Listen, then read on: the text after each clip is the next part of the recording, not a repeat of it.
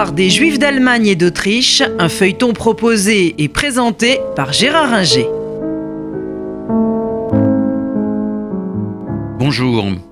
Nous avons vu que la période des croisades a été une période mortifère pour les Juifs allemands.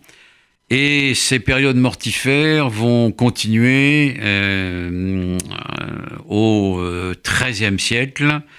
Beaucoup d'accusations de meurtres rituels vont pleuvoir sur les Juifs qui sont allègrement massacrés à ce titre par des populations locales.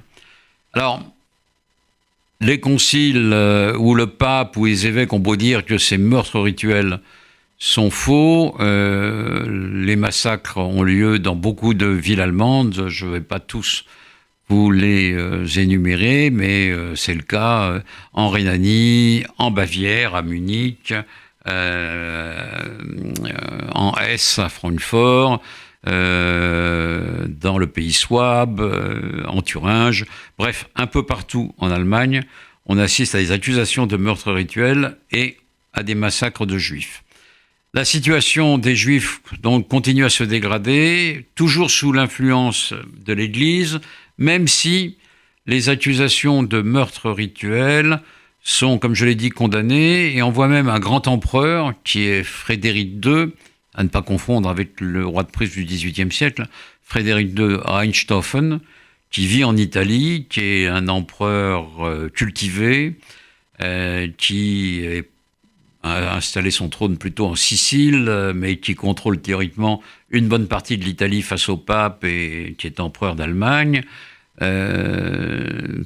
Vouloir y voir clair sur ces accusations de meurtre rituel.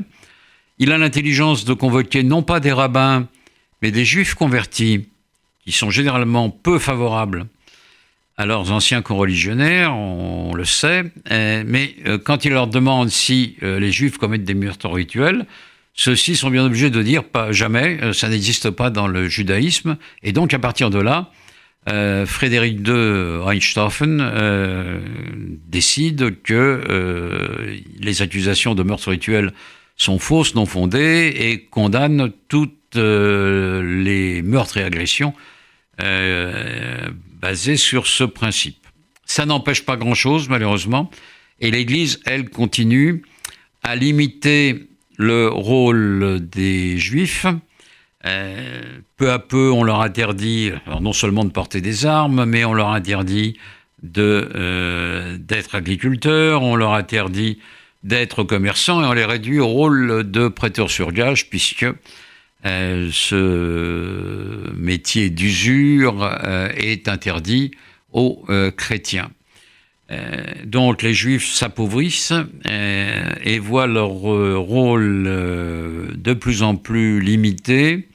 Ils ont tendance à s'éloigner d'Allemagne et beaucoup partent vers le royaume de Hongrie, vers surtout la Pologne, dès le XIIIe siècle, sous le règne de Boleslas le Chaste.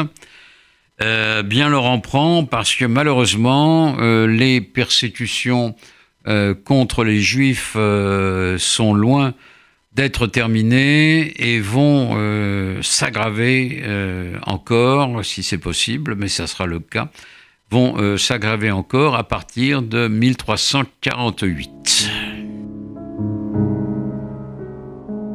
C'était l'histoire des Juifs d'Allemagne et d'Autriche, un feuilleton proposé et présenté par Gérard Ringer.